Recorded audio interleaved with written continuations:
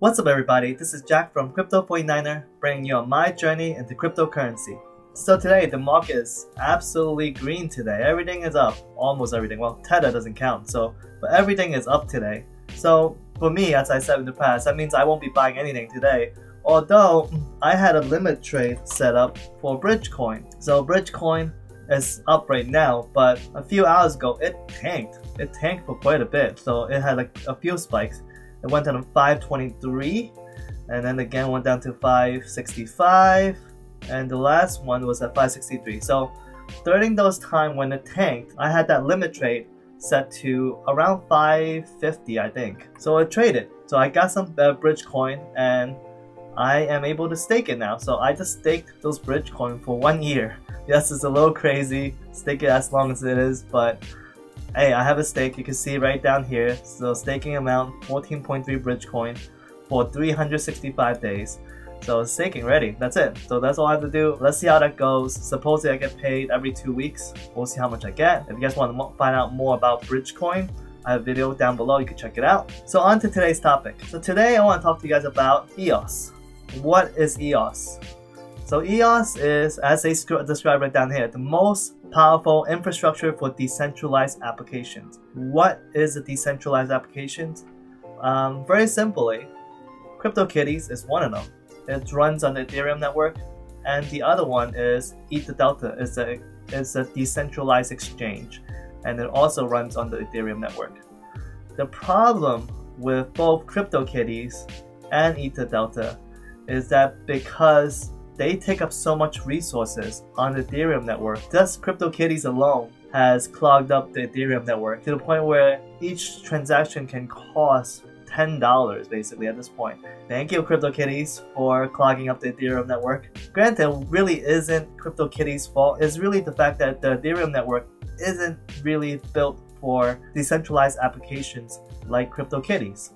But comparatively, EOS is not that. EOS is, as they described in their frequently asked questions, the software provides accounts, authentications, databases, asynchronous communications, and the scheduling of applications across multiple CPU cores and/or clusters. The resulting technology is a blockchain architecture that has potential to scale to millions of transactions per second, eliminates user fees, which is awesome, no user fees, and allows for quick and easy deployment of decentralized applications.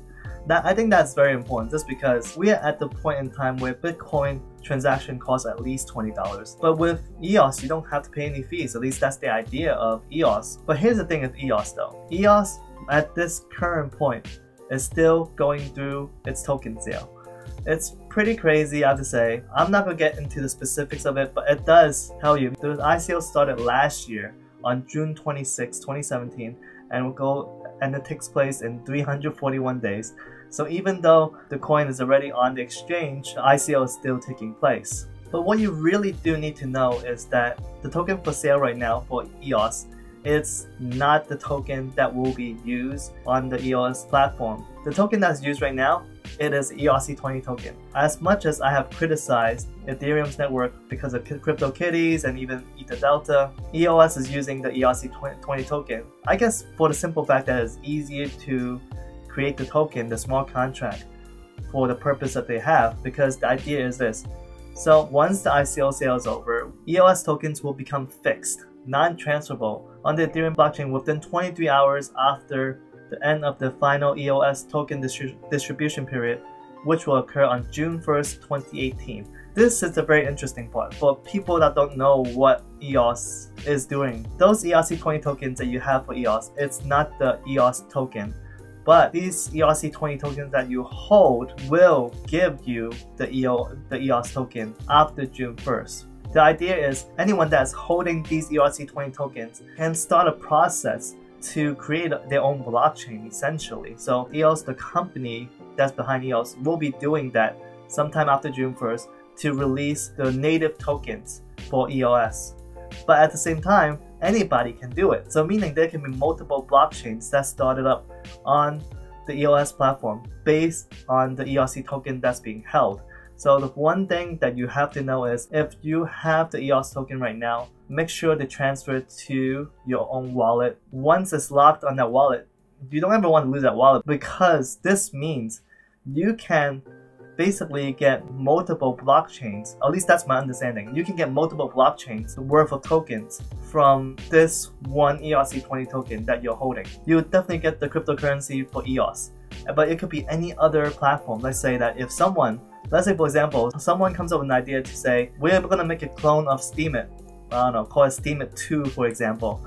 They can run it on the EOS platform, but in order for them to do that, they need to start up the process of creating a blockchain using using the ERC20 token that's being held right now.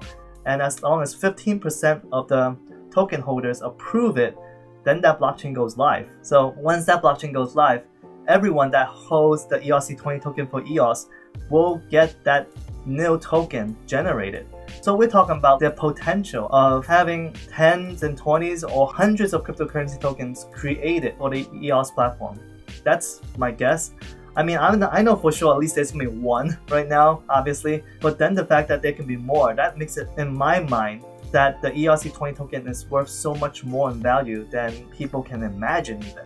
And another news today that I want to cover is that Mike Novogratz, if you don't know who he is, he's this really big hedge fund guy. The last time he was in the news was that he actually delayed his hedge fund that he was creating for cryptocurrency, and that was back in December 23rd. His company, Galaxy Digital, just announced today that they will have a joint venture with EOS to create a fund for the EOS platform. So that is pretty ridiculous. I am surprised that the price of EOS hasn't gone up higher because of this news. But the fact that he's investing into EOS means he really believes in the EOS platform. I really truly believe that EOS is much better than Ethereum. So let me just show you real quickly here. There's these three people that are building really interesting platforms right now. So Charles Hoskinson, Dan Larimer, and Vitalik Buterin. Most people know who Vitalik is. He's one of the Ethereum founders, along with Charles Hoskinson. And Charles Hoskinson helped Dan Larimer to a certain extent to help create BitShares, and now he's doing Cardano. But Dan Larimer, he's the one behind BitShares, Steemit, and right now EOS. Based on my experience right now, so Cardano is not fully baked yet. Only the first gen, just the coin itself is baked. There's nothing really there. Ethereum is fully functional, but we have problems like CryptoKitties clogging up the network, causing a whole bunch of issues with the network being super slow. But then we have Dan Larimer with BitShares and Steemit.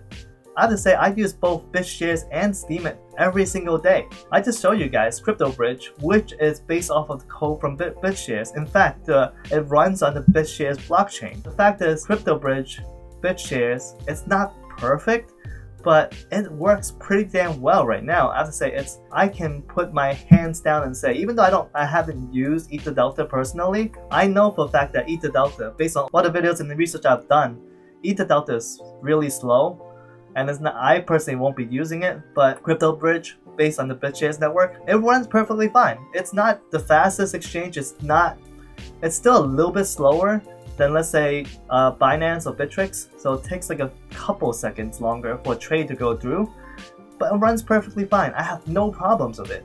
And I can tell you guys, I hate CryptoKitties because it never worked for me, and I just gave up on the whole project altogether. Just given the fact that CryptoBridge, which is based on BitShares, and Steemit, which I use on a daily basis, work perfectly. It really makes me think that Ethereum, as much as there's so many whales behind it, I wonder if it will be able to compete with EOS down the line 2 or 3 years from now.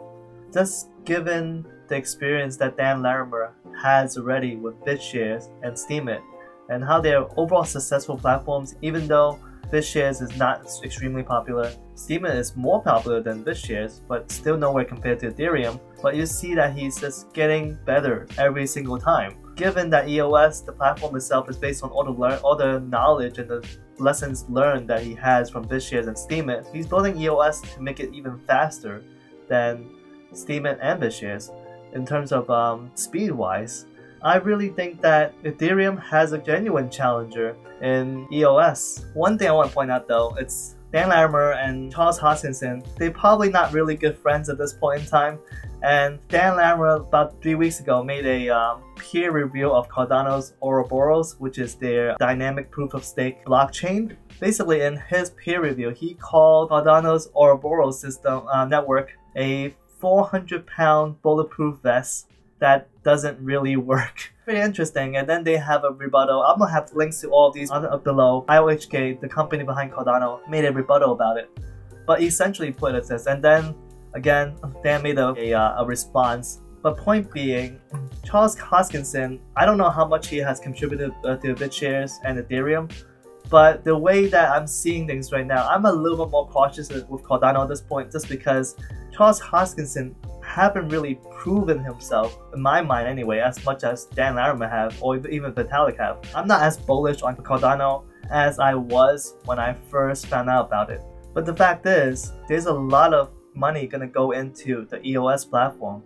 So I really think that EOS can spike up. Each of those tokens that you hold can generate multiple blockchains. Even if it's only going to generate 5 to 10 blockchains and having 5 to 10 different tokens, that's for $13 right now. I think it's worth it. Well, that's my video for today, guys. Let me know what you guys think. Leave a comment down below. Like and subscribe. If it isn't crypto, it isn't worth mining, it isn't worth speculating. I'll see you guys tomorrow. Peace out.